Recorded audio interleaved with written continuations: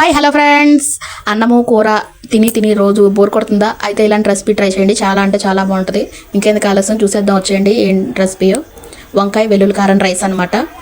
ఇంకా వెల్లుల్లిపాయ ఒక పాయ వరకు తీసుకొని పొట్టు లేకుండా తీసుకొని ఇంకా దంచే దాంట్లో వేసేసాను అనమాట. ఉప్పు, కారం, పసుపు, అలాగే ధనియాల పొడి, జీలకర్ర పొడి, మనం రైస్ ఎంతైతే తీసుకుంటామో దానికి తగ్గ క్వాంటిటీలో ఇంకా అన్నీ వేసేసి చక్కగా దంచేసి పక్కన పెట్టేసుకొని తర్వాత ఒక వెడల్పు కళాయిలో మామూలుగా పోపు వేసేసాను.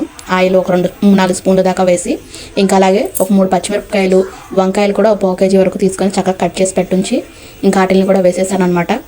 హై ఫ్లేమ్ మీదే ఇంకా ఒక 1/2 స్పూన్ ఉప్పు అయితే వేసేసి కలిపేసి మూత పెట్టేసి ఒక 5 మినిట్స్ మగ్గించేసుకుంటే మనకు వంకాయలు అనేది చాలా త్వరగా మగ్గిపోతాయి కాబట్టి సరిపోతుందనమాట. ఇంకా మనం దంచి పెట్టుకున్న కారాన్ని అయితే దీంట్లోకి వేసేసుకొని రైస్ ఆల్రెడీ నేను వండి పెట్టి ఉంచాను.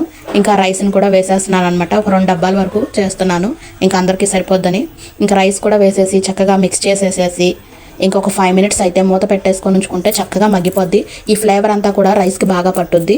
ఇంకా ఈలోపు ఒక 2 నిమ్మకాయలు అయితే తీసుకొని ఇంకా వడకట్టేసేస్తున్నాను అనమాట. పిండేసేటప్పుడే ఒకేసారి వడకట్టేస్తే గింజలు అవన్నీ లేకుండా బాగుంటుందని. ఇంకా స్టవ్ అయితే ఆఫ్ చేసేసి మనం తీసి పెట్టుకున్న నిమ్మరసాన్ని కూడా వేసేసి కలిపేసేసుకుంటే మనకి వంకాయ రైస్ రెడీ అయిపోతుంది. ఇదిగోండి, టేస్ట్ చేస్తున్నాను వచ్చేయండి. చాలా అంటే చాలా బాగుంది. మనం లెమన్ కూడా పిండాం కదా, పుల్లగా అలాగే వెల్లుల్లి కారం కూడా తగులుతూ చాలా అంటే చాలా బాగుంటుంది. తొందరగా కూడా అయిపోద్ది.